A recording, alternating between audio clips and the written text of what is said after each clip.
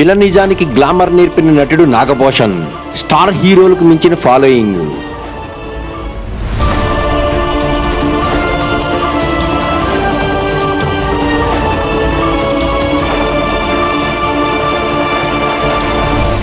రంగస్థలం నుంచి వెండితెరకు విస్తరించి ప్రతి నాయక పాత్రలకు కొత్త నిర్వచనం ఇచ్చిన నటుడు నాగభూషణం. విలన్ డైలాగులకు ప్రేక్షకుల చేత చప్పట్లు కొట్టించిన ఘనత ఆయనది. రక్త కన్నీర్ నాటకంతో వేల ప్రదర్శనలిచ్చి సినీ రంగంలో తనదైన ముద్ర వేసుకున్న బహుముఖ నటుడాయన. తెలుగు చిత్రసీమలో ప్రతి నాయక పాత్రలంటే కేవలం క్రూరత్వం మాత్రమే కాదు, అందులో హాస్యం, సెటైర్ కూడా పండించవచ్చని నిరూపించిన మహానటుడు నాగభూషణం. తెలుగు సినీ నాటక రంగ చరిత్రలో నాగభూషణం పేరు ఓ ప్రత్యేక అధ్యాయం. ప్రతి నాయకుడి పాత్రను హాస్య సెటైర్తో రంగరించి హీరోలకు దీటుగా ప్రేక్షకులతో చప్పట్లు కొట్టించిన ఘనత ఆయనకే చెల్లింది. బహుముఖ ప్రజ్ఞశాలిగా, రంగస్థల నటుడిగా, సినీ తారగా, నిర్మాతగా తనదైన ముద్ర వేసిన ఆయన ప్రస్థానం స్ఫూర్తిదాయకం. 1921 ఏప్రిల్ 19న నెల్లూరు జిల్లా కొండేపి సమీపంలోని అనకర్లపూడి గ్రామంలో చుండి నాగభూషణం జన్మించారు. రాఘవారావు సీతమ్మ దంపతులకు రెండవ కుమారుడిగా పుట్టిన ఆయనది కలిగిన కుటుంబం కాదు. 2 ఏళ్ల వయసులో మేనమామ ఊరైన అపమాంచాపురం వెళ్లారు. అక్కడ ఆయన తండ్రి వీధిబడి పెట్టారు. హై స్కూల్ ఖర్చులకు ఇబ్బంది పడి చిన్న చితకా పనులు చేస్తూ చదువు కొనసాగించారు. ఇంటర్ పూర్తి చేసిన తర్వాత పై చదువులకు ఆర్థిక ఇబ్బందులు అడ్డొచ్చాయి. 1942లో తండ్రి మరణించిన రోజునే రైల్వే శాఖ ఉద్యోగానికి మద్రాసు నుంచి కాల్ లెటర్ రావడంతో తండ్రి కర్మదినాన్ని వదిలి ఇంటర్వ్యూకు హాజరయ్యారు. రైల్వే ఉద్యోగంలో తోటి ఉద్యోగులు వేసే నాటకాలు చూసి నాగభూషణానికి నటనపై ఆసక్తి కలిగింది. నాటక రంగంలో కృషి చేయాలనే లక్ష్యంతో విజయవాడకు బదిలీ చేయించుకున్నారు. అక్కడ హనుమంతరాయ గ్రంథాలయంతో పరిచయం ఏర్పడి వామపక్ష భావాజలం, నాటక రంగ ప్రముఖులతో అనుబంధం పెంచుకున్నారు. మిక్కిలినేని రాధాకృష్ణమూర్తి, జి వరలక్ష్మితో పరిచయం వల్ల ఆత్రేయ రాసిన భయం, కప్పలు వంటి నాటకాల్లో నటించారు. రచయిత పాలగుమ్మి పద్మరాజును తన గురువుగా భావించారు. 1951లో వచ్చిన పల్లెటూరు చిత్రంతో నాగభూషణం సినీ రంగ ప్రవేశం చేశారు.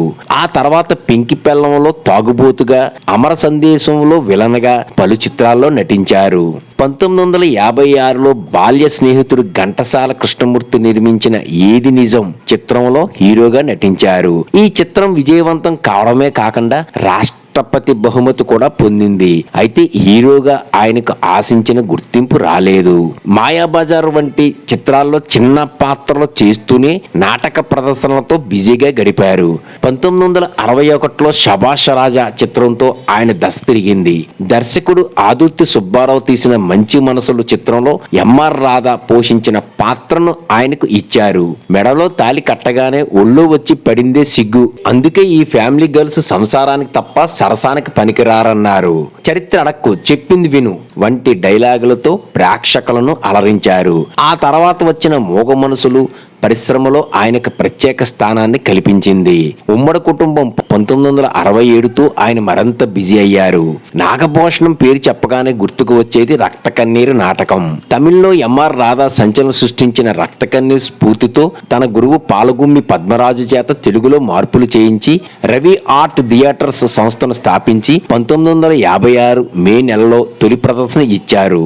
మొత్తం 5432 ప్రదర్శనలు ఇచ్చిన ఈ నాటకంలో ఆయన సరసన నటించిన వాణిశ్రీ, శారద, రేవతి వంటి అనేక మంది నటీమణులు సినీ రంగంలో ప్రవేశించారు. నాటకాల్లో నటిస్తున్నందుకు పారితోషికం తీసుకోకుండా వసూలైన మొత్తాన్ని బృంద సభ్యులకు పంచి 30 కుటుంబాలకు ఆసరాగా నిలిచారు. ఎన్టీఆర్ తో సన్నిహితంగా మెలిగిన నాగభూషణం ఆయన ప్రోత్సాహంతో ఒకే కుటుంబం చిత్రాన్ని నిర్మించారు. కథానాయకుడు చిత్రంలో ఆయన విలన్ డైలాగులకు ప్రేక్షకులు చప్పట్లు కొట్టడం అప్పటి నుంచే ప్రారంభమైంది. తర్వాత హీరో కృష్ణ సన్నిహితుడిగా మెలిగి మోసగాళ్లకు మోసగాడు, నేనంటే నేనే చిత్రాల్లో విభిన్న పాత్రలు పోషించారు. నాటకాల రాయుడు, మహమ్మద్ బిన్ తుగ్లక్ చిత్రాల్లో హీరోగా నటించారు. అయితే ఆయన నిర్మించిన ప్రజానాయకుడు, భాగస్థులు వంటి చిత్రాలు అంతగా విజయం సాధించలేదు. 1974లో ముత్యారు ముగ్గుతో రావు గోపాలరావు వంటి కొత్త విలన్ రాకతో నాగభూషణం నటన మోనాటనానికి చేరిందనే వాదన ఉంది. ఇది ఆయన కెరీర్ పై ప్రభావం చూపింది. వ్యక్తిగత జీవితంలో 1941లో సుబ్బరత్నంతో ఆయన వివాహం జరిగింది.